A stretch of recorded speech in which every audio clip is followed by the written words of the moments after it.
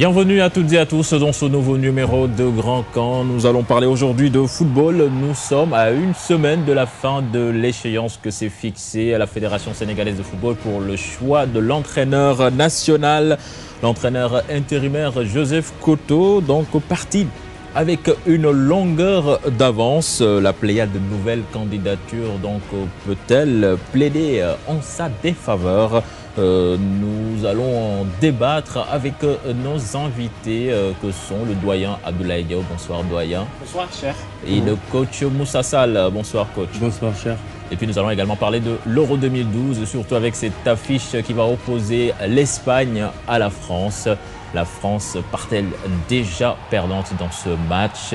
Réponse donc tout de suite après le jingle.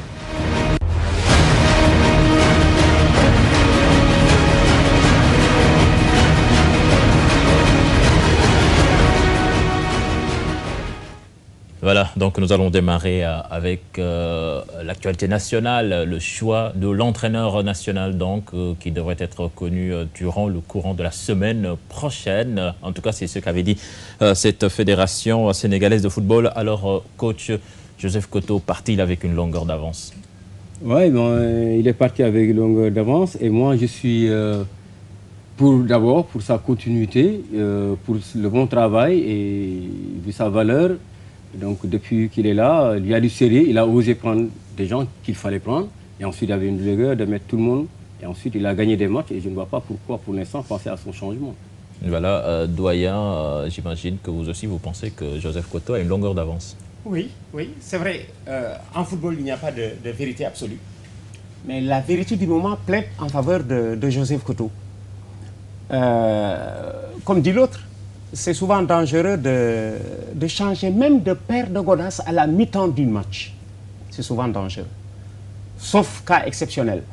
De changer de monture, comme on dit, en pleine traversée. Parce que là, Joseph Koto est à quelques matchs, à 2 matchs, disons, de la Coupe d'Afrique des Nations, 6 à 7 matchs de la Coupe du Monde. Il a commencé le travail. Ce qui est sûr, c'est que les résultats sont pour le moment positifs. Pourquoi changer? Même si Mourinho ou l'autre était candidat, le plus sûr, c'est de continuer avec celui qui était là au début, dont les résultats pour l'heure sont probants. Rappelons que les résultats de Joseph Koto, c'est 3 sorties avec l'équipe nationale du Sénégal, 2 victoires et 1 match nul. Et le président de la fédération a laissé entendre quand même que Joseph Koto pourrait être reconduit. Mais tout de même, la presse sénégalaise, donc plus particulièrement l'Observateur, dans sa parution de ce lundi, si je me trompe, avait fait état de contact entre le président de la Fédération sénégalaise de football et Pape Fall, ancien international sénégalais. Donc ça veut dire que quelque part, il y a une volonté de changement. Ah oui, il y a une volonté de changement, il ne faut pas se voiler la face, il faut être courageux de dire la vérité. La chanson, je n'arrive pas à bien la cerner ou bien l'écouter parce que ce que j'ai dit tout à l'heure, je ne vois pas le pourquoi changer Koto, d'autant plus qu'il connaît les gars, il connaît sa troupe, il connaît le milieu déjà, et pendant que Pafal il est un peu loin, je suis pour, si ça s'avère nécessaire d'amener Pafal, mais il a été contacté par le président, c'est pas Pafal qui a déposé sa candidature. Donc je ne vois. C'est surtout ça. Donc à mon avis, je ne comprends pas très bien le président de la Fédé, et qui n'est pas encore dans les bonnes rails à nous dire la vérité de ce qui se passe et ce qu'il veut faire pour l'équipe nationale. Et voilà, c'est pour une bonne continuité ou c'est pour nous mettre dans des soucis encore et mettre en doute le Joseph Koto. Nous mettre en souci, comment? Parce qu'un gars qui est déjà là, qui fait ses résultats, qui est sur un bon chemin pour une bonne campagne, il est à quelques jours de la Coupe d'Afrique et ensuite il avait le moral.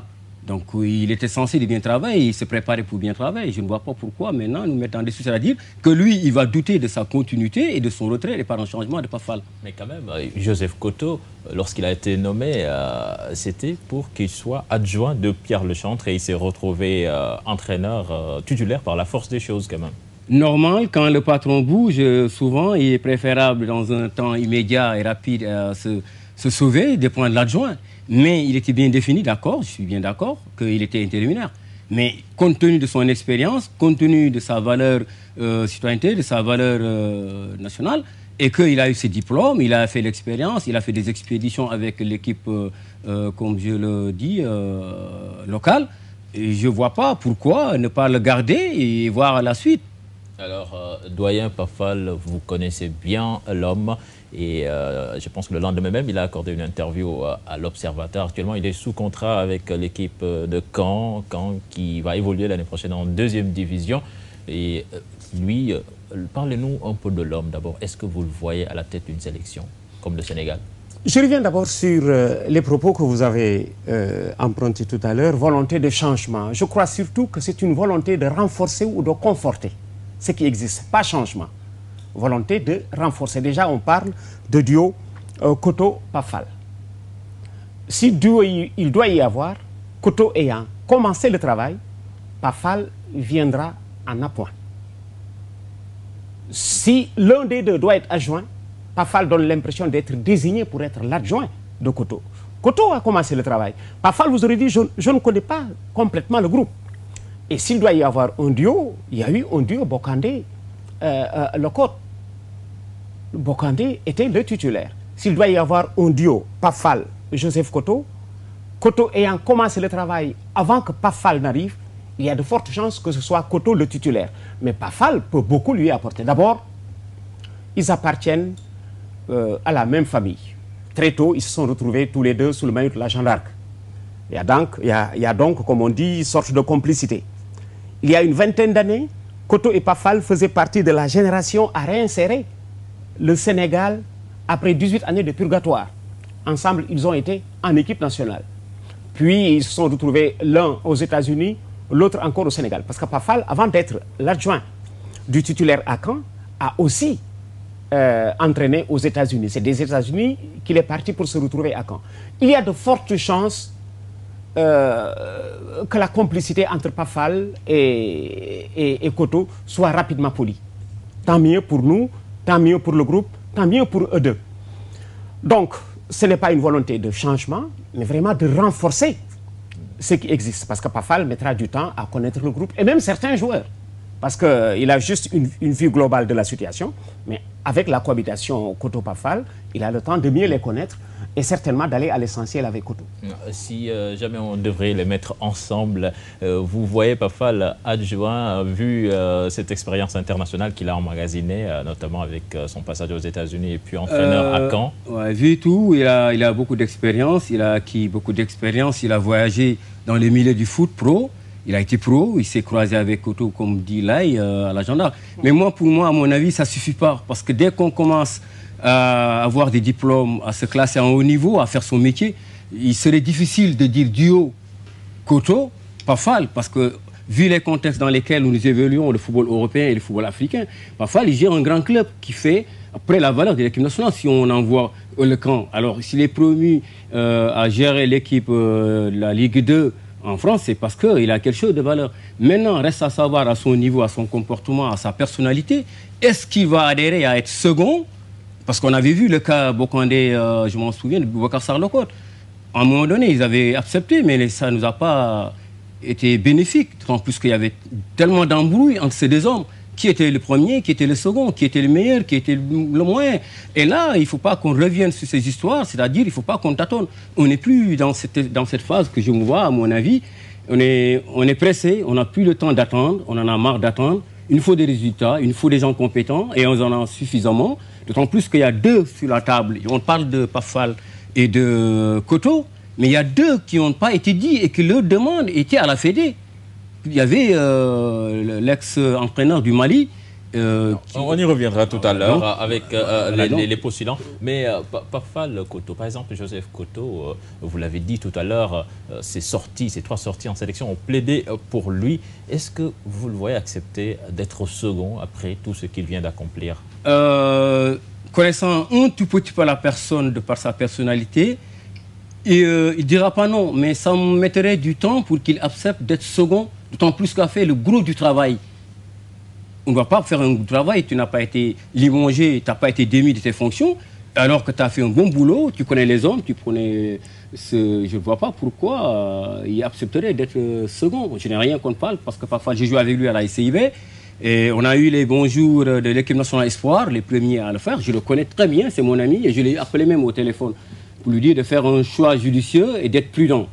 Donc voilà, est-ce que Koto va accepter ça? Je ne pourrais rien dire, mais je pense que ça va être difficile. Alors, doyen, vous souhaitez ce duo à la tête de la sélection sénégalaise?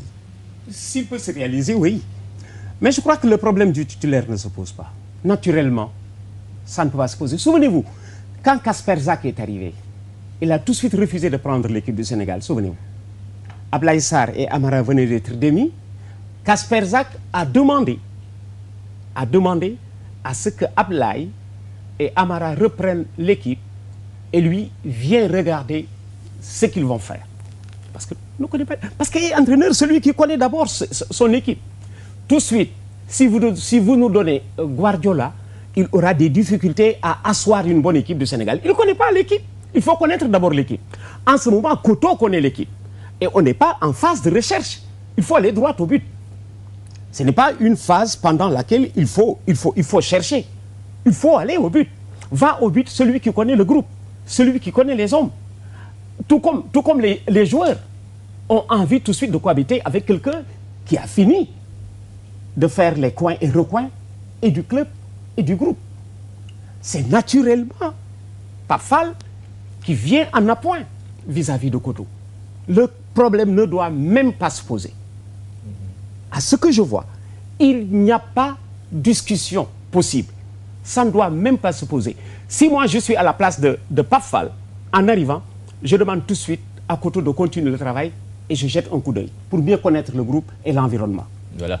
Donc cette équipe du Sénégal, on l'a dit, qui fait courir donc beaucoup de techniciens étrangers. Parmi les postulants, il y avait Alex Dupont. Lui, je pense que c'est pratiquement cuit puisqu'il a signé aujourd'hui avec Ajaccio, Ajaccio, club de Ligue 1 française. Donc Alex Dupont qui n'est plus candidat, mais il y a un nom qui retient l'attention. Il s'agit de François Zawi.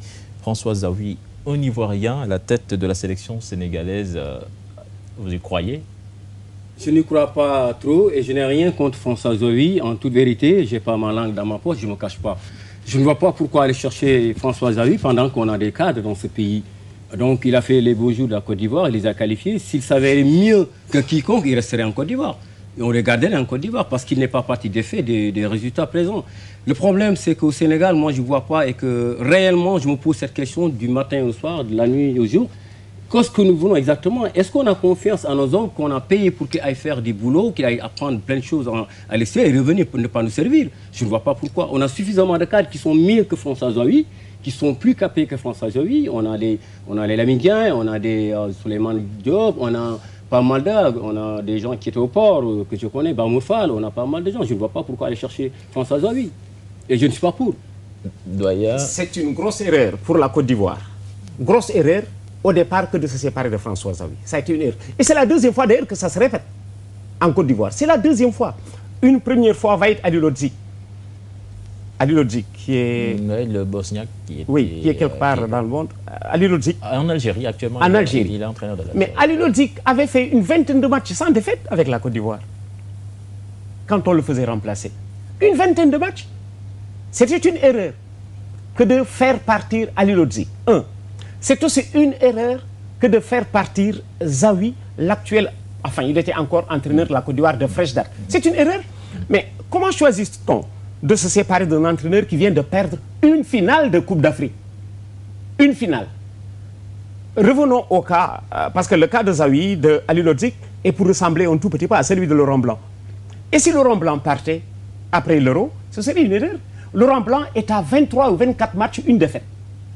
Il vient d'aligner 23 matchs sans défaite. Voilà. La série, la fin de la série, c'est la Suède.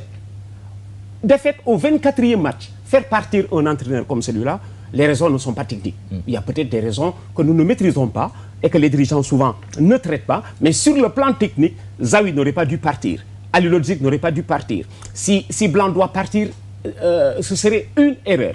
Alors, autant j'ai plaidé pour son maintien en Côte d'Ivoire, autant je verrouille devant lui s'il doit venir au Sénégal. Parce que là, vraiment, on a